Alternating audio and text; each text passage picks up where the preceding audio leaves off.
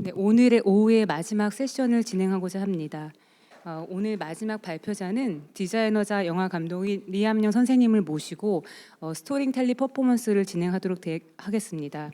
리암영 선생님은 미래를 디자인하는 사람 혹은 일종의 세계 건설자라는 수식어를 가지고 계신데요. 영화 속에 묘사되는 환상적이고 사색적인 이미지는 미래의 이미지를 독특한 방식으로 보여주면서 오늘 우리가 직면한 환경 문제를 날카롭게 진단하고 있습니다. 리암영 선생님을 이 자리로 모시도록 하겠습니다. 큰 박수 부탁드리겠습니다.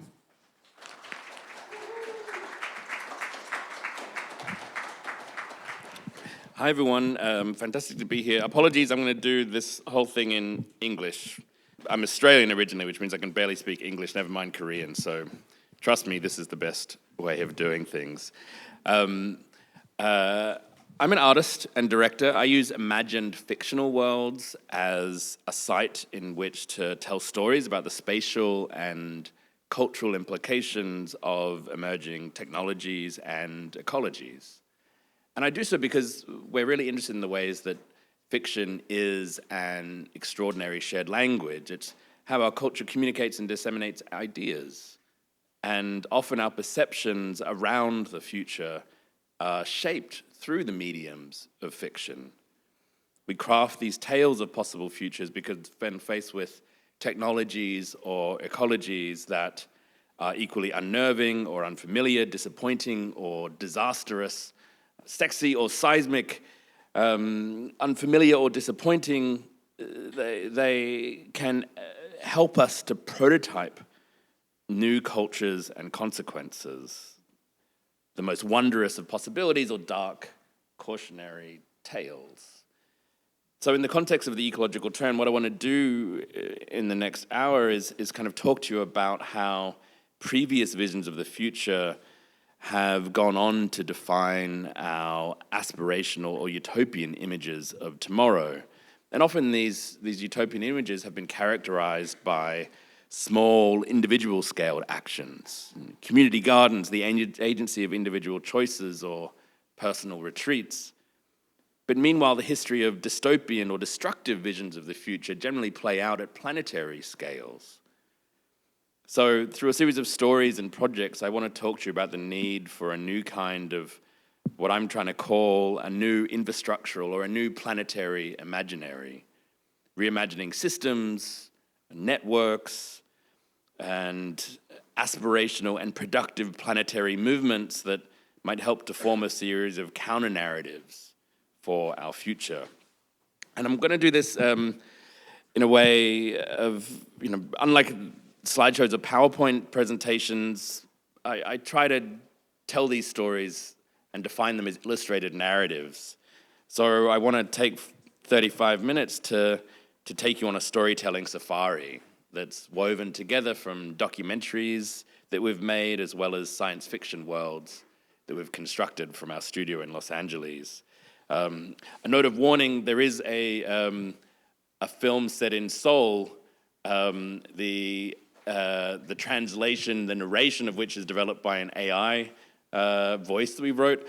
I've never been in the room in Korea when this is played, so I have no idea the pronunciation or the clarity of that Korean language. The translator is in the back of the room, Insu. If you can blame him if it's really terrible, perhaps. Think of it as a cinematic drift through a screenscape of imagined worlds, and particularly in the context of today in Planet City and the return of global wilderness, which is what I'm calling this story. I want to tell two stories about two cities that fit the entire population of the Earth. One city that is entirely fictional, and another city that we currently all already inhabit, moving back and forth between the real and the imagined. So if we can hit the lights and play the film, that would be great.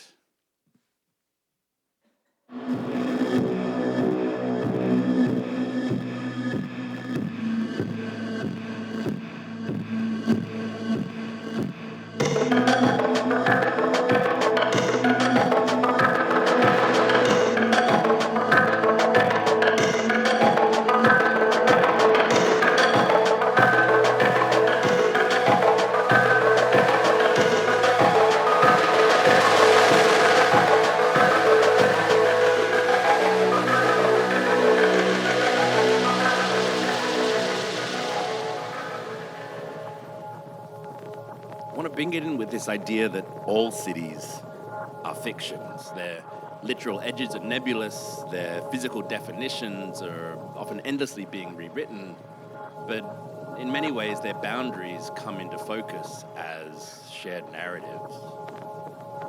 The fiction of a city can weigh as much as its physical shadow. These fictions are lived and occupied, they're read and watched with consequence and meaning. I tell stories about cities, some real and some imagined, because the urban imaginary has always been a site in which we can prototype new scenarios and emerging cultures. And in the speculative streets, we play out multiple unexpected or unintended futures and their associated social and political ideologies. So whether it be speculation around the impacts of industrialization and mass production, or the imminent arrival of driverless cars, seamless augmented reality, or artificial intelligence, these fictional worlds give form to our most wondrous technological possibilities, but also our most gravest and deepest concerns. The ecumenopolis, or the notion of the planet-wide city, has long been a narrative of science fiction. The term is used to describe this hypothetical narrative concept of total planetary urbanization.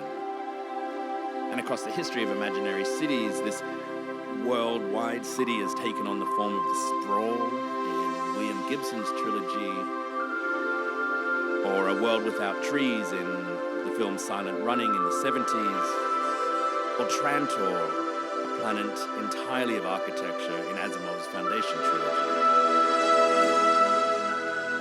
But of course today this ecumenopolis is no longer a fiction at all.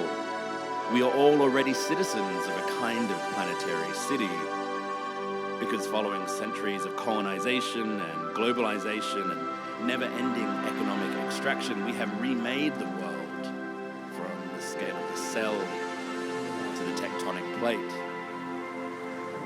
And urban development has forever changed the composition of the atmosphere and the oceans and the earth. And this city wasn't master planned by a single imperial power or a cyberpunk megacorporation as science fiction would have us believe. Instead, it was slowly stitched together from planetary logistics, where landscapes have become resource fields, countries have become factory floors, the countryside has become industrialized agriculture, and the oceans have become conveyor belts. And in many ways, the dystopias of science fiction that once might have read as speculative cautionary tales have now become the stage sets for the everyday, as many of us are living out our lives in a disaster film that kind of plays in real time. But perhaps in this moment without a future, as this slow-motion catastrophe envelops us at a speed that makes it relatively comfortable to ignore, I want to tell a story about a different kind of planet city, a counter-narrative, a concentrated city for the entire population of the Earth, the anti-city to the sprawl that we all inhabit. But as I said, this is going to be a story of these two cities the size of the planet, slipping between fiction and documentary, through one city that's already here and another fictional city that most likely will never, ever exist.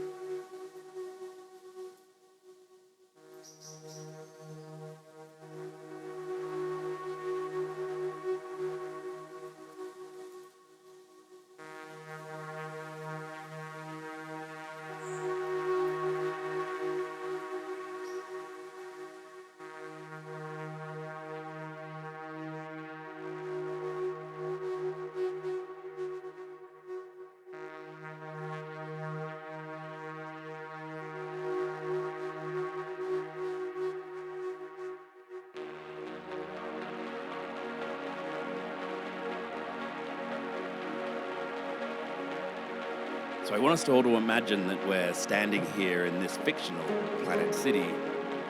It's a single city for 10 billion people, the projected population of the world in 2050. If we listen, we can hear the hums, crackles of flickering blue and red LEDs that illuminate the lower reaches of the city's farm fields. It smells of soil and hard drives and sweet fruit. We're basked in a purple sunrise over a new kind of wild. So seminal biologist Edward O. Wilson, he imagined a new world that he called half-Earth. It was a plan to stave off mass extinction by devoting half the surface of the Earth completely to nature. Because for Wilson, the magnitude of the problems that face us are far too large to be tackled with small gestures, and any solution must respond to this scale and urgency.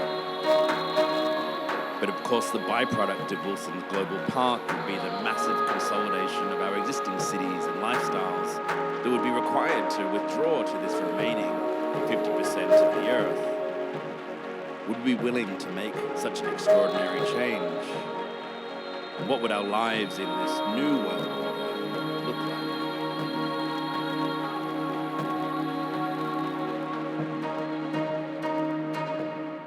And this is the speculation of Planet City, the fiction.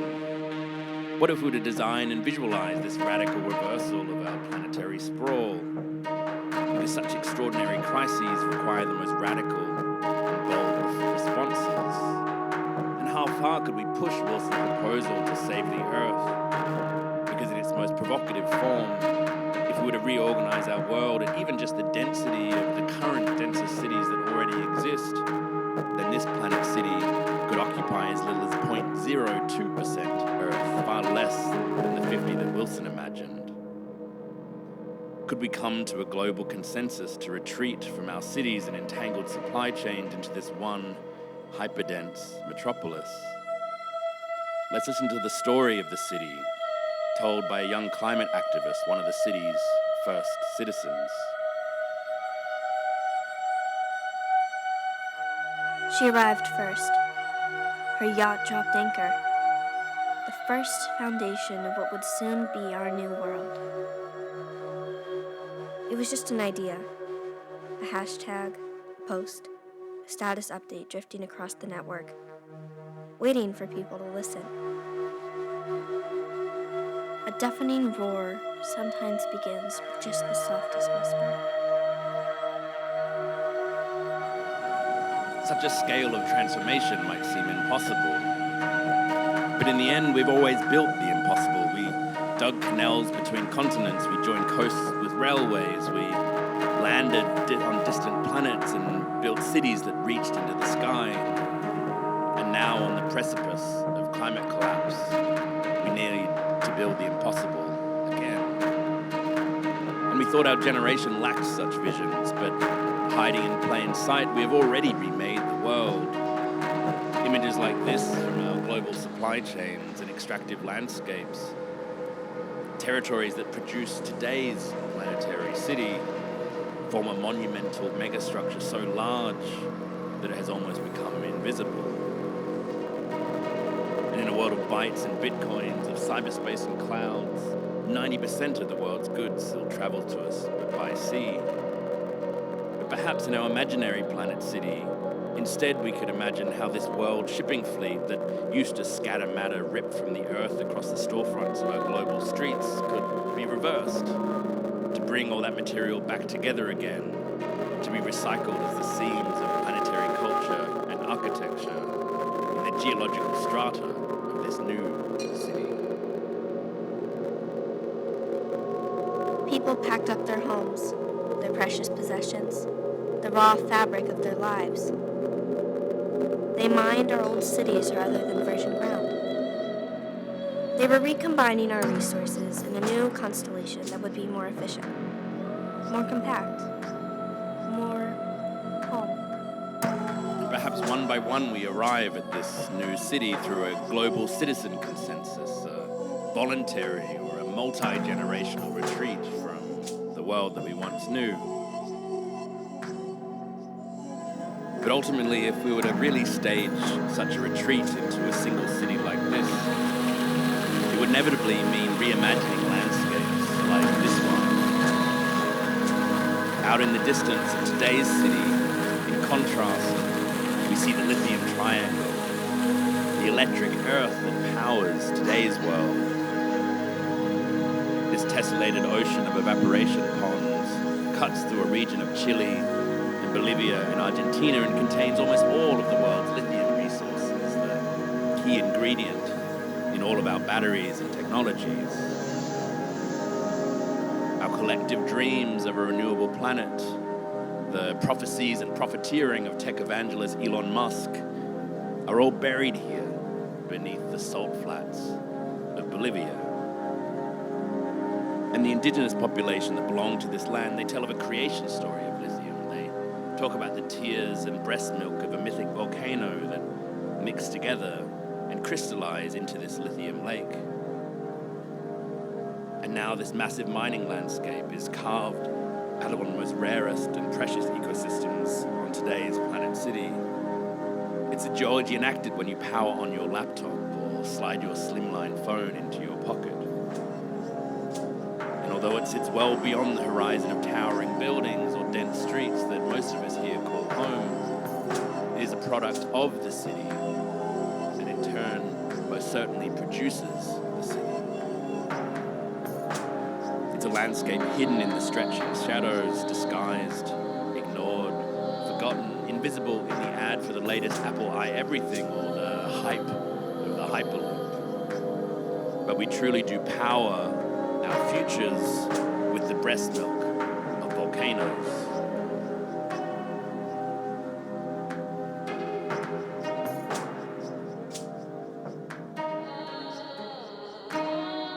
But perhaps if we moved back to our fictional city, we might see the bright white of the lithium salt flats fading into pink, into the beta keratin of this new city's algae canals.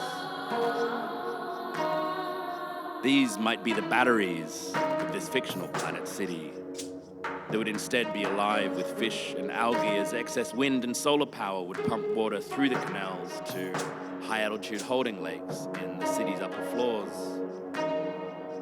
And lithium batteries would be replaced by the potential energy of elevated water bodies that would snake amongst the towers.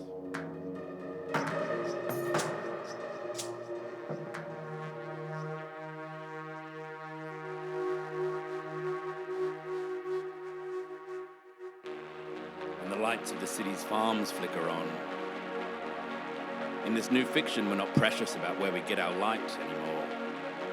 And a synthetic sun casts purple shadows, yet still warms the skin and helps fertilize the soil. The blue and red spectrum of light is the most efficient needed for growth. And the stacked farms funnel in the city's carbon. They act as a sequestration and scrubbing machine, the byproduct of which is food for the citizens of the city. But beyond the fictional city walls, in today's city, we now travel deep into the snowy Siberian Ural Mountains to visit the cucumbers of the double-glazed indoor farms that here know no seasonal boundaries.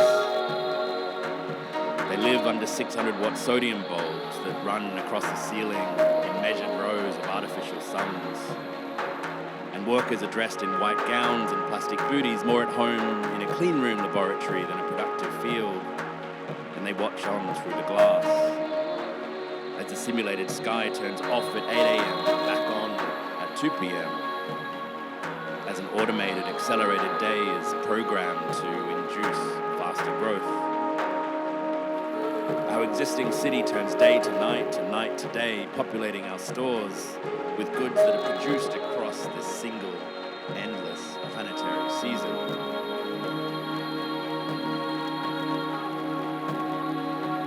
Perhaps we could reimagine these technologies.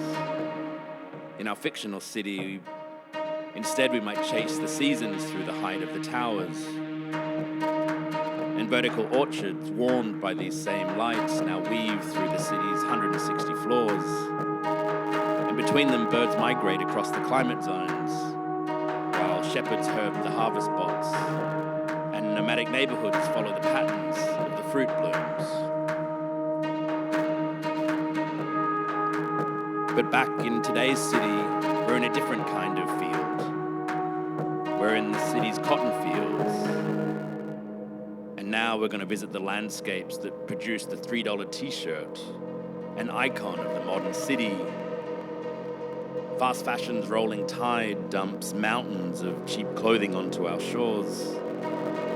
Objects of desire worn for one wild night and destined to be discarded.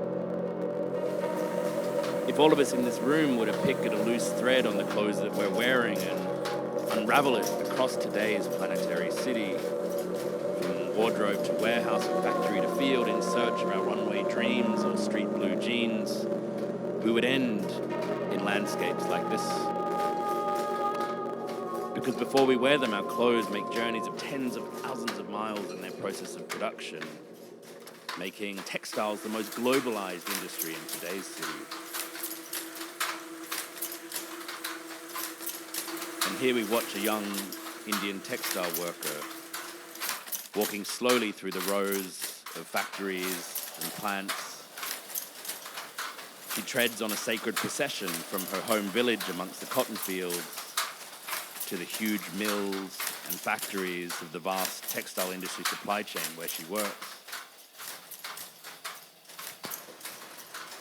And her journey suggests the walk along the fashion catwalk, but also the path that our disposable fashion takes in its process of production, and the path so many women like her have taken in moving from the villages to the factories of the city.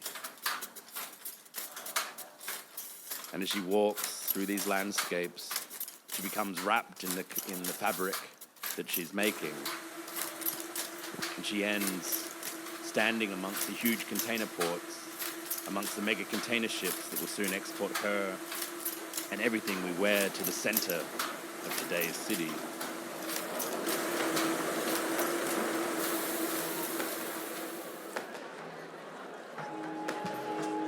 We jump back to our fictional city. And here, instead, the costumes we encounter perhaps could be crafted from zero waste patterns. And they're woven on computer-controlled looms where there is no off-cut or no material is lost. All the fibers in the costumes that you're seeing are reformed from old fabrics that we pulped up and compressed into felts or stitched together. In this city, no new resources would be consumed to both produce the city, but also no resource would be expended to dress the citizens of this city. Instead, we watch on as perhaps they join a different kind of continuous procession. An endless festival that would dance its way through the city on a 365-day loop. As the density of the planetary cultures come together, each day the festival intersects with another carnival or celebration, changing the beat as it goes, endlessly cycling through new colors, costumes, and cacophonies.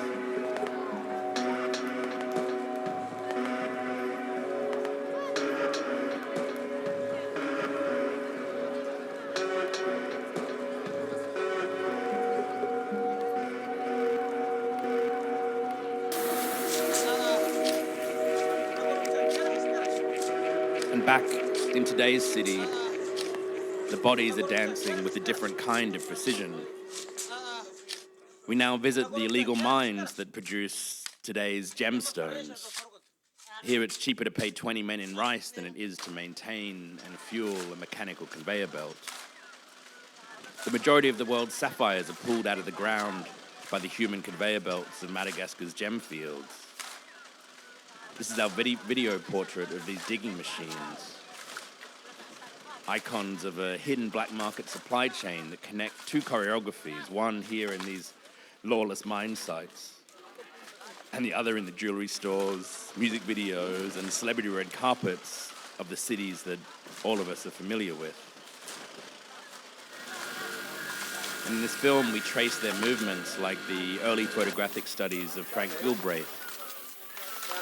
In In the days of Fordism, he mapped the choreographies of the production line, looking to optimize every movement, constrain every motion with the elegance of a tuned engine. These miners are today's city cyborgs. What so many of us around the world are becoming, forms of disposable people, just components in the planetary scaled conveyor belt, digging to try and find the rivers again.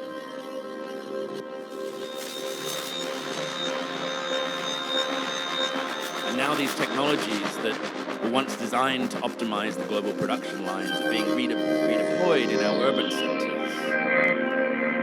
Each of us in this room are endlessly scanned by countless sensors, lasers, cameras, and satellites that all feed our contemporary smart city operating systems. This, for example, is how our autonomous vehicles, cars, and drones scan the city. And they register it as these 3D point clouds. In this film, we watch as a group of teenagers are drifting through a fictional city on their way to an underground rave. And we watch as they now dance with extraordinary and explosive contortions, as they invent a new choreography that distorts their silhouette and disguises the proportions of their frames so as to evade body detection algorithms that are used by the city surveillance cameras. And the white lines that we see in these images are our visualization of the algorithms, the AI, the code that's mapping and remapping bodies.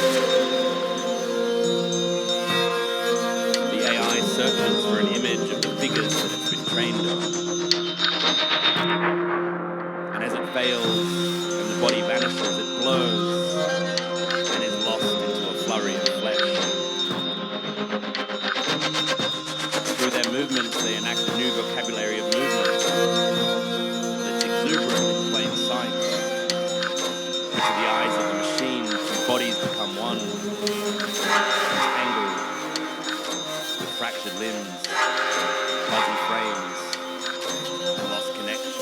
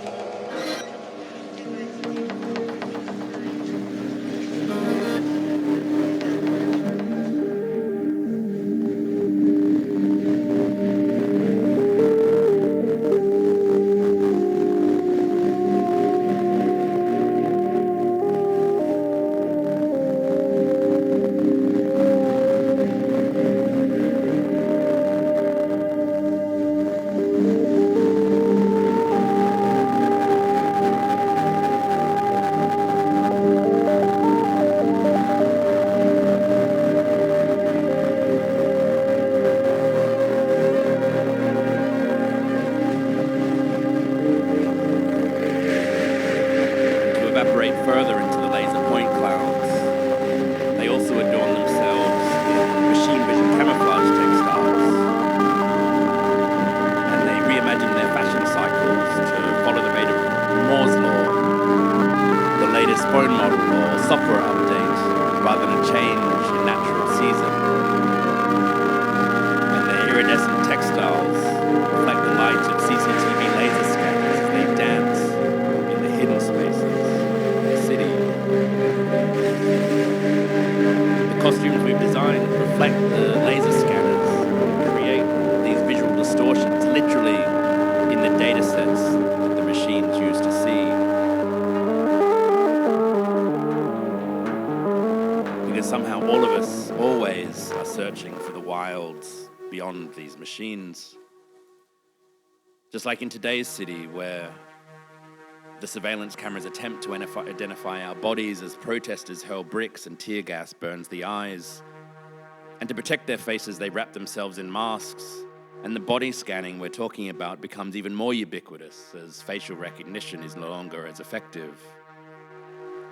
What we're seeing is that the global infrastructures of our existing cities are now migrating to become very much digital, designed through the same ambitions of cost optimization and efficiency, resulting in systems of AI governance where the management of the city, once publicly elected, is now disappearing into the fog of the cloud as it's being outsourced to proprietary systems and large-scale tech companies. In today's cities, it's easy to describe us as customers as opposed to its citizens. But how might we interact with this new world? What does it mean to have a conversation with a city tasked with watching over us? Now, on our journey, we hear from a chatbot that we trained on city datasets and urban management protocols. It's reading a love letter that the AI wrote all by itself, a message from the city operating system to the citizens it affectionately manages. And we see this city imagined anew, an autonomous city of machines where the sky is filled with drones and everyone is connected to everything. 나는 서울입니다. 만나서 반가워요.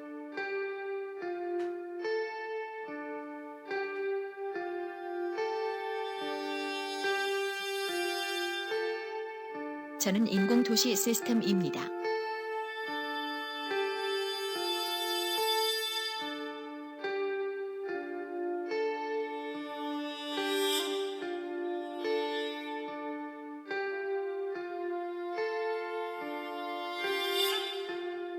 저는 매 순간 확장합니다.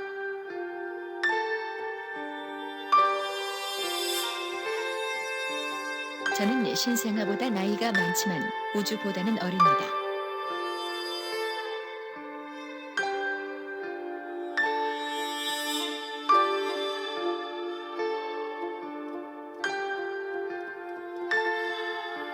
네온 쌓인 달빛 아래에 비친 당신의 헤어스타일이 아름답습니다.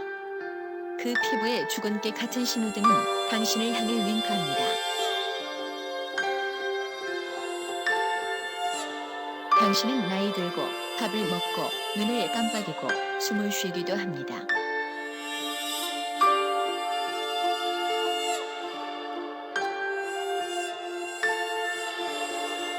노래를 불러드릴까요?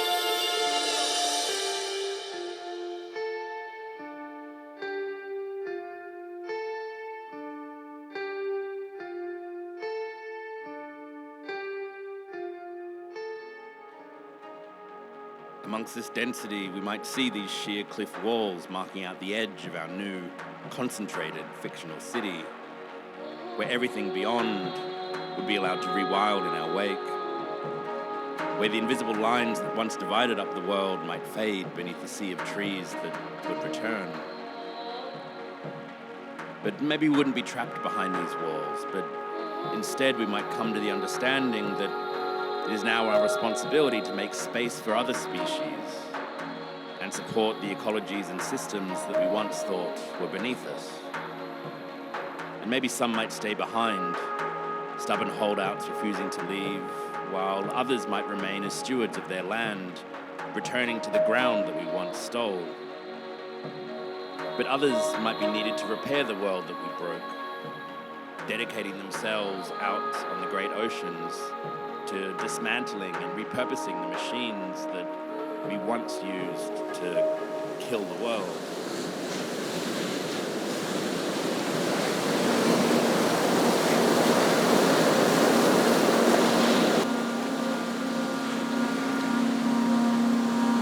The scale of planetary collaboration that might form this new fictional city would also be needed to pull the carbon back out of our contaminated air. For even if we were to build this city and grow back the great forests, they would still need our help to draw down the hundreds of years of billowing black smoke that already fills our skies. Literally, in our generation, beyond the new coastline of city walls, out on these seas, we will need to begin to build a new planetary infrastructure equivalent in size to that of today's entire global fossil fuel industry. This will amount to the largest construction project in our history. Our great endeavor. A constellation of CO2 sequestration fans and drilling rigs that would suck air through their filters, strip off the carbon, and drive it deep into the rock beneath the ocean.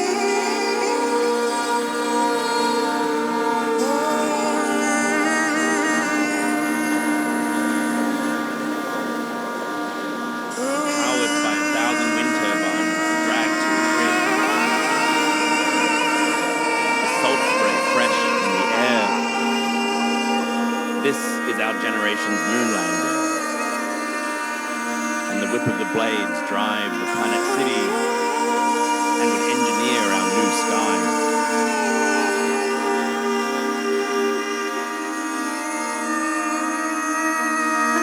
Our utopian visions of the future are still haunted by the failed ideals of boomer environmentalism. Local actions, micro-communes, small individual gestures that all guilt us into the belief that it is our personal choices that have formed this world. Meanwhile, the planetary scale visions we see in popular culture are dystopian in the work of the Bond villain or the faceless megacorporation. Through this story, I want us to understand that we need new visions of a sustainable future that are radical and collective in scale. As we leave behind the tropes of previous generations where cyberpunk imagined messy subculture of the virtual, this city and our new planetary park is an artifact of what we could imagine as a new kind of planetary punk. A world that embraces the ideological and cultural consequences of planetary-scaled collective action. And out here beyond the city, a component of this great machine, breathing deep and standing tall, would be this new national park of the world where the forests are returning, stolen land is given back, and the ground is wilding. At present, we chart territory for the extraction of wealth, but outside this fictional city, perhaps we mark out regions just in order to leave them empty. Suggestive of a national park boundary, we might draw a line on the earth to own or occupy, develop or destroy, but to keep us out, and to scaffold its recovery.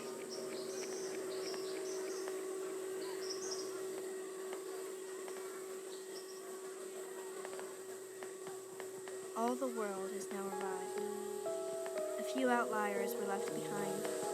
A few houses sitting like nails in a sea of trees. And a planet allowed to be wild. Alone in a park the scale of the earth. A city beyond geography. A city outside of place. A city of everywhere and everything. A city for 10 billion people. A new planet city.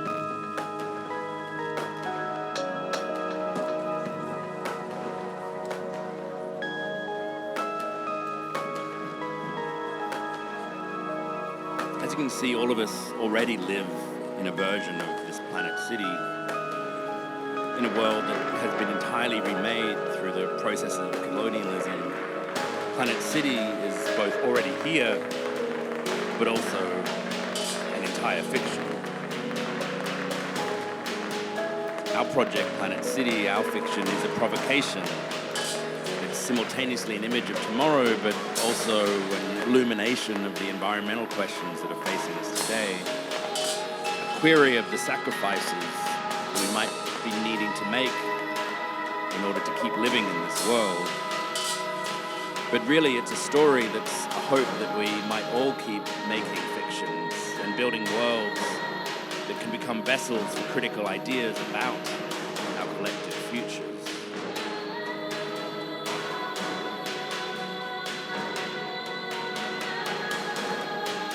And and amidst the chorus of 10 billion people, I hope that our wanderings through these planetary cities will finally return us to where we first started. Ultimately, fictions like this are about allowing us to look back on our own cities again, but in this case, to see them with new eyes.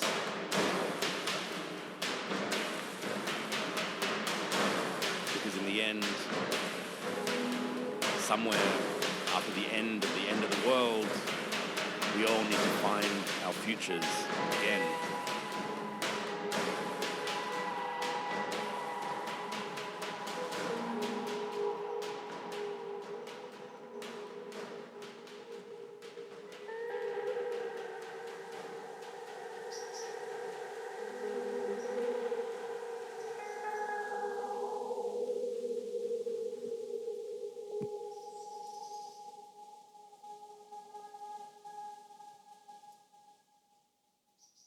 Thanks everyone. Thanks for listening.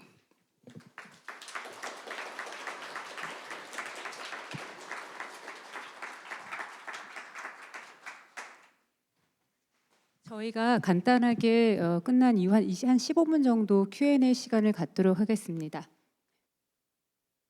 재밌게 잘 감상하셨는지 모르겠습니다. 어찌 보면 오늘 하루 여정이 길었는데요. 오전부터 진행됐던 여러 어떤 이야기들이 또 선생님의 영상 하나에 또 한편으로 다 압축되어 들어있다 생각이 들고, 또 동시에 이 안에 또 다양한 또 어떤 다층적인 레이어가 존재하고 있다는 생각이 들어요. 그러면서 또 다른 또 생각들을 또 하게 만드는 지점이 있었던 것 같습니다. 사실 저희 이번에 프로그램에 이제 참여를 해주시면서 심포지엄 외에도 사실 상영 프로그램도 작가로 참여를 하고 계십니다. 그래서 지금 저희 좌측에 보이는 저쪽에 모니터가 설치되어 있는데 그곳에서도 이 영상을 보실 수가 있어요. 그래서 사실 그 영상은 한 16분 정도의 상영 길이를 가지고 있는데 그 영상만을 봤을 때 우리가 알게 되는 어떤 맥락들과 실제 선생님께서 지금 현재 우리가 살고 있는 행성 도시의 조건과 그리고 선생님이 만든 픽션화된 어떤 도시 두 개를 비교하시면서 설명해 주신 거 훨씬 더 이렇게 왜 작업이 되었는지에 대한 이해가 되는 어떤 시간이 아니었나 생각을 하고 있습니다.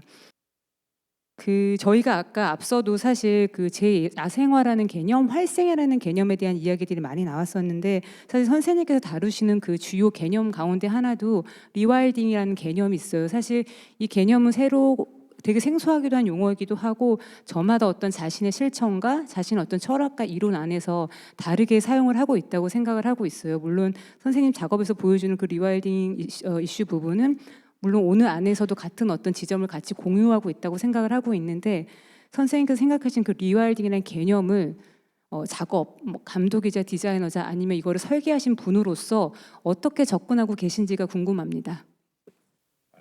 Is that better? That we've been talking about on previous panels.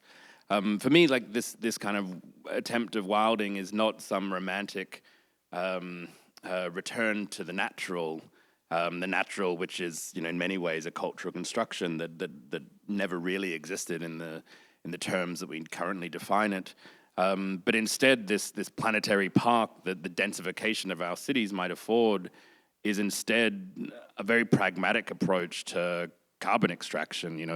These great forests are an extraordinarily efficient carbon sequestration machine. They may well support the habitats of species that have long since been threatened or lost, but at the same time, you can see nature as a kind of machine that processes carbon and photosynthesizes light. So wilding here is described in the context of Planet City very pragmatically and not about any sort of romanticism. And it goes hand in hand with the new conceptions of nature that I think are fundamental in understanding what cities are soon becoming.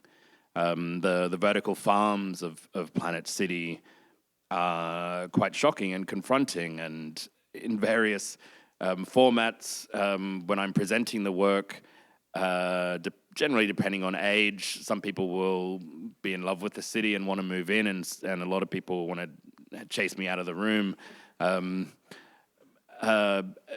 These images are deliberately provocative because, as I described, that our utopian and aspirational images of the future are still located and are born out of the failed environmental ideas of the 60s and 70s. You know, if we were to just simply Google utopia, they're images that are filled with green, trees on rooftops and balconies, community gardens in Brooklyn.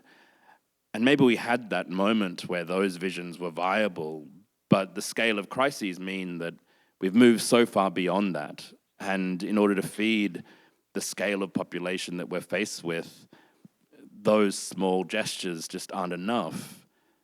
In today's world, ironically, the most organic strawberry in the planet is grown in a warehouse in New Jersey under LED lights. It's grown with very little water. It's grown with no pesticides. So in the way that we currently define it, it is truly the most organic strawberry on earth. But it doesn't look like what we think our food production or farming is supposed to look like in our hopeful futures. There's no rolling green hills. There's no farmer getting up at dawn on land that was passed down to them by generations. In reality, you know, sustainable food production looks like massive towers of purple LED light. And that's shocking and confronting and disturbing for people that have devoted their lives quite rightly to these, you know, this previous age of environmental projects. But we didn't listen. And the scale of problem we've created for ourselves requires solutions that don't look like what we think utopias look like.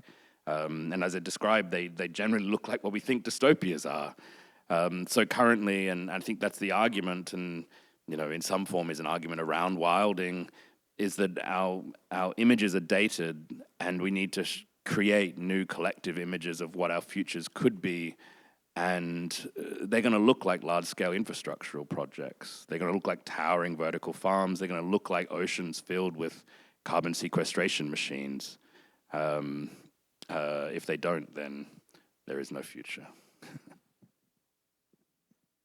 네, 감사합니다. 제가 하나만 더 질문을 드리고 그리고 객석으로 마이크를 넘기도록 하겠습니다.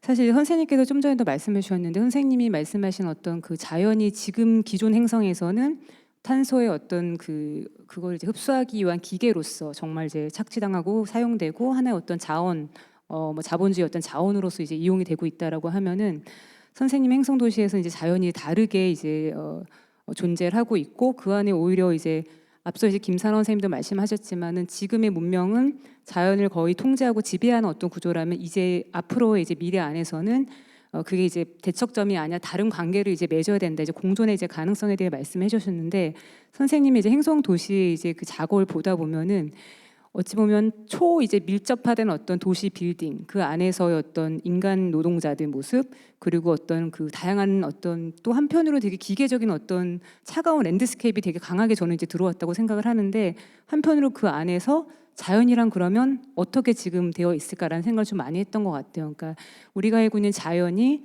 선생님이 상상한 어떤 픽션의 그 도시 안에서는 어떻게 존재하고 아니면 정말 활생을 하고 있는지 그런 것도 같이 혹시 상상하고 계셨는지가 좀 궁금하고 그거에 대한 얘기를 좀 더 여쭙도록 하겠습니다.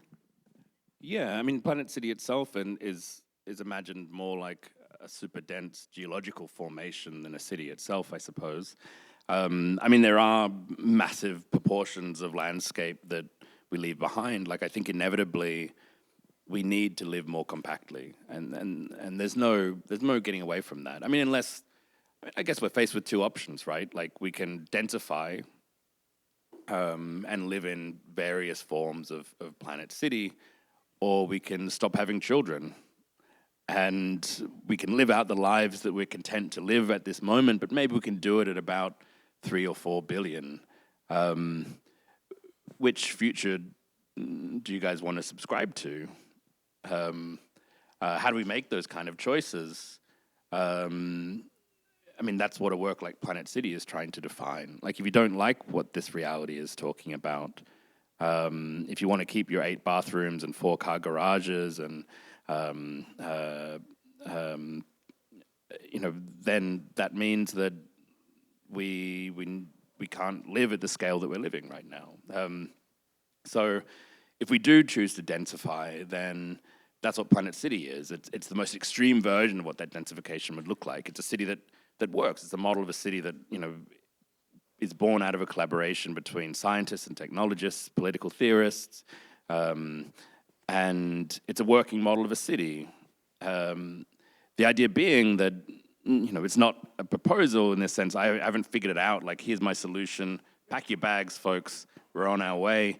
Join me in Planet City. But instead, the idea is if we can get Planet City working at this most extraordinary or ridiculous scale, then there's nothing stopping us reimagining a city like Seoul or Los Angeles, where I'm based. Really, what Planet City as a project is trying to do is talk about this idea that climate change is no longer a technological problem, right? It's now a cultural and a political problem. The solutions that we need are already here. They've been here for 10 or 15 years, but through, you know, various lobbies or lack of will, we're not implementing them at the scale necessary. And that's really what's required. And that's what Planet City is an articulation of. What would happen if we just relieved the roadblocks that exist? It's a city that's entirely sustainable. And to your point about nature, it's a city that inverts the current dialectic through which most cities are framed, right? Like, at the moment, a city like Seoul is dependent on a whole series of global extractive landscapes that exist all around the world. The site of consumption, where we are now, is entirely divorced from the sites of production. Planet City exists on a footprint where both the sites of consumption and production are in the same exact territory. So woven through the houses are fruit orchards. The parks of the city become productive landscapes. Woven through the city are massive stacks of vertical farms. You know, seasons move through the height of the tower and create their own microclimates. Birds and other species of insects live embedded within those networks and ecologies. So it's thoroughly imagining that all of those cycles and systems are wrapped together. And then outside of that mode of production, within the city, everything we need to survive is created. Outside of it, the landscape can afford to be something else, where we can make space for other kinds of species. So it's trying to invert the models that we currently build cities around. And ultimately, yes, I mean, it's a totally ludicrous proposal.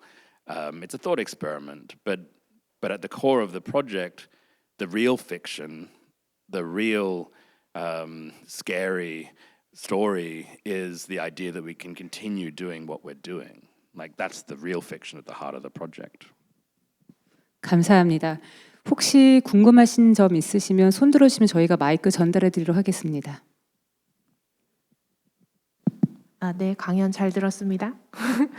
아까 앞서도 얘기했지만 다큐멘터리하고 픽션 사이를 잘 오가는 작업인 것 같아요. 근데 그 선생님이 말했던 거하고 비춰서 얘기하면 사실 다큐멘터리는 굉장히 디스토피아적인 거고 픽션은 굉장히 유토피아적인 것 같아요. 근데 그럼에도 픽션 안에서는 결론이 유토피아인 것 같은데 실제로 그 픽션을 만들기 전에는 리서치 베이스에서 엄청난 다큐멘터리 작업을 하는 와중에 어떤 느끼는 좌절감 같은 게 있지 않은가가 저는 좀 궁금한데, 왜냐하면 이런 추세는 안 바뀔 거고 이 속도는 훨씬 더 가속화될 텐데 그 디스토피아와 유토피아 사이에 이 밸런스를 맞춘다고 해야 되나, 그런 거를 할 때 실제로 보시는 관점이 정말 유토피아적인지도 약간 헷갈리는 게 약간 디스토피아도 잘 섞여 있는 것 같거든요. 그래서 실제로 작업할 때 느끼는 그 개인적인 인간으로서의 느끼는 그 이 상황에 대한 관점과 또 작가로서 이런 걸 만들 때 또 주고 싶은 메시지 사이에서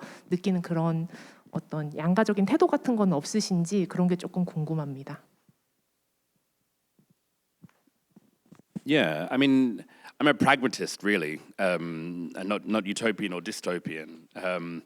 I think those terms are often really useful, right? I mean, I'm based in Los Angeles. When I'm not creating my own projects like the ones that we're talking about tonight, I build worlds for the entertainment industry, where they're like, is it a utopian sci-fi film or a dystopian sci-fi film is always the beginning of the conversation.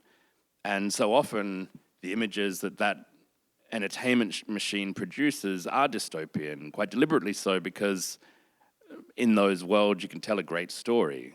You know, like there's always some kind of conflict. There's something for our generally white male hero on their journey to overthrow. Act 3, big resolution, and the world lives happily ever after. It's a lot more challenging to tell a story in a utopia. Like, everything's fine. Oh, okay. And it's just like, I don't know, maybe a rom-com in a utopian sci-fi future. I'm not sure. But they seem like just meaningless kind of acts of entertainment, things that we do on a Friday night when we've just had a long week, or we want to kind of sink into the landscapes of the couch. But I guess what I've been trying to describe is that these mediums are actually how we come together and discuss ideas about what our futures might look like. I moved to LA from London, I guess, because in London I operated in the design world, in the architecture world, which is how I'm trained. But, I would turn up at events like this, and my work gets shown in museums like this, and I do a lot of screaming into the void, or at least preaching to the echo chamber. Whereas if I make a project in the mediums of entertainment, millions of people can see it and are a part of that discourse. And whether we realize it or not, those dystopias that we've been producing have shaped our worldview. For a long time, we thought that dystopian images of a climate collapse, books like Cormac McCarthy's The Road, or climate fictions that show our world ending, Children of Men and so on, would somehow scare us straight. Like if we saw enough cautionary tales, we would stop doing what we do. We wouldn't buy our SUVs. We wouldn't stop turning the heating on instead of putting on a jumper. We'd stop eating meat, whatever it may be. But we don't. It's now obvious that these dystopias have just paralyzed us because it just feels too much and all too consuming. What we do need is alternative images, not solutions necessarily, but somehow roadmaps that at least begin a conversation. So the work that I finished on, The Great Endeavor, which is the project on the oceans, that's our most recent project, and I think it's decidedly utopian. It is born out of science that tells us that literally, even if in our wildest dreams the world comes together to reduce carbon emissions at the levels that we've agreed upon, which we're not going to do, to stop the fossil fuel production, which we're not doing, we're increasing. Even if we were to do these things, we would still need a massive infrastructural project to deal with the carbon that's already in the atmosphere. Literally, as I described, the research says that it's a new infrastructure at the same scale of the global fossil fuel industry. That's literally like every pipeline, every oil rig, every gas plant that exists in our generation, we need to build again to do the reverse. And we just don't talk about it. We don't talk about it because it's hard. We don't talk about it because currently that technology is being co-opted by the fossil fuel industry as an alibi for business as usual. We don't talk about it because, again, it doesn't fit into our images of what a utopian future is supposed to be. But that work is to try and visualize this extraordinary construction project where every one of us across the world come together in this great collective act. I define it as our generation's moon landing, and we need to understand it as such, where the moon landing was this declaration of a project that brought a generation of scientists together. This is what this project is. So I think it's exceptionally hopeful, the idea that we could collaborate and cooperate at that scale, a scale never before possible. But again, the images of what's produced through that collaboration are somehow provocative and normally sit within the sight of the dystopian. So I guess that's the project, is to try and forge out of, whether it be dystopian or dystopian narratives, viable images of a future that for some are going to be really scary, but for others less so. Yeah, sorry, maybe that's not answering the question at all, but hopefully there's something useful there. 네, 지금 마지막 질문 하나 정도 받고 마무리하겠습니다. 혹시 질문 저기 마트 선생님. No competition. One is enough. Thank you so much for sharing your imagination with us and for passing on a duration that wasn't so full. Tendentially, climate critical documentaries oftentimes occupy me so much that I can't find time to think for myself. But what you do is to pass on time to me to also reflect on what you propose. And for me, what is an interesting part of the film is not, whilst watching the images, I also start to think about, so what happened to nation state? So what happens to governance? So what happens with the diversity amongst people? What happened to class? What happens to minorities and so on, right? How do we deal with HBQ issues in the global city of these proportions? So somehow, maybe it's a positive dystopia in the sense of I have to rethink all those orientations, maybe even beyond what I can imagine. And I've been curious about this since already since yesterday, and that is, how can we understand, how can we consider a future that is not projected? So I can imagine tomorrow, standing up, brushing my teeth and so on, the day after tomorrow as well, as Emmanuel proposed. How can we consider a non-projected future? Because after all, the future that I can imagine is one that maintains subjectivity as I have consolidated it, or it's enabled in me. So I wanted to ask you first around this sort of how can we consider a non-projected future with an S as well, if we want to go towards the plurality. However, maybe it's important also to not think about an S, but maybe instead of imagining the future, maybe imagine future without the. It's whatever future. And there again, I'm curious about how you articulate an understanding of imagination. Because on the one hand, since 1967 with Roland Barthes, imagination is inscribed in language. Alas, I can only imagine what language allows me to imagine. And if language is co-opted by capital, then my imagination cannot not be capital. So whatever I imagine is a liberal capitalist imagination.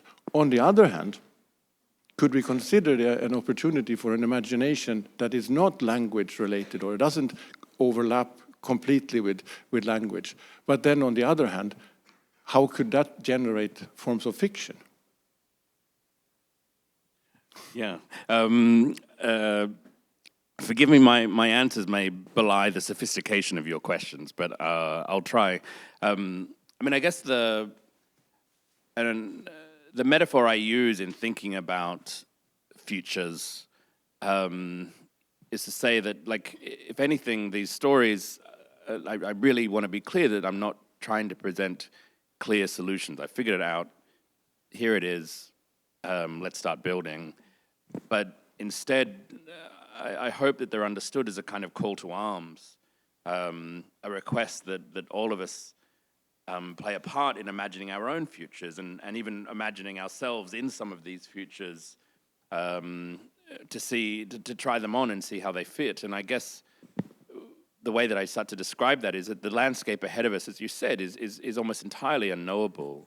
There's something about aesthetic practice and the imagination which acts just like these fictions, I hope, do, as sort of torch beams that illuminate one little slither of that shadowed territory in front of us. And no single torch can do the job, but the more stories we tell, the more futures we imagine, the more of that landscape ahead of us becomes illuminated, and the easier it is for us to ultimately start figuring out how we might begin to walk across it and where on the other side we're trying to get to. The great irony of these futures, classics like 1984, for example, are actually about 1948, the time in which they were written, that the point of some of these stories are to do just the very thing that you're talking about, to help us to understand what it means to be in this moment and make a decision about what we're doing right here and right now. Because in various ways we can play out those scenarios of the consequences of what those decisions might be. So I think in many ways that's how I imagine these projects operating. And I guess, you know, the form that these projects and then the form that these fictions take is equally as individual, I guess. You might dance them. You know, I use language as a tool quite deliberately because I'm interested in citing these fictions like The Great Endeavor or Planet City within the history of the language through which we typically talk about landscape and nature, right? Like I deliberately, you know, try and talk about the movement of a shipping container across the tarmac of the world's largest port in the same way that, you know, we might have talked about a wandering cloud or a daffodil. What does it mean to kind of narrate these global supply chains in the same way that Attenborough narrates a gazelle being stalked across the savannah? Because what I want to do is try and talk about these conditions as forms of natural territory. So co-opting language from that space and using them to talk about this other thing is an attempt to kind of shift the power structures of those words in a way and redeploy them in a way that I think might be more productive. So the narration is important as a part of the project, which is why it's nice to have the opportunity to come here and not just like stick a film on the wall, but to actually kind of dance the film a little bit. Because I do think that narration is important to the experience of the work. But at the same time, like, you know, in some of the choreographic works, like choreographic camouflage, which is that blurred body project that was developed with Jacob Jonas, who's a choreographer based in Los Angeles. It's an attempt to kind of create a new vocabulary of movement that exists outside of the language that we might normally use to describe it, but instead it's a movement that is defined directly out of the behaviors of an algorithm. It's a movement that's defined directly from and against what society and knowledge has defined as the normal body, which is what the AI is trained upon. So it's a series of movements that are trying to kind of create this distorted body that is no longer recognizable as human. And it's another kind of future. So I think that's what's interesting. And again, that's hopefully part of what we're able to do through events like this and you know, in some form works like the ones that I'm talking through is give people a vocabulary through which to both imagine their own futures, but also start to criticize or pull apart or discuss the ones that are being deployed and launched into the world at every possible moment in every possible medium. I guess, if anything, the idea is that the future must and should be a project in some form, because, as I said, we desperately need new kinds of imaginaries, because the very structures and systems upon which the present moment are based entirely ill-suited for any kind of movement forward. Yeah. 네, 마지막까지 답변 정말 감사합니다. 다시 한번 큰 박수 부탁드리겠습니다.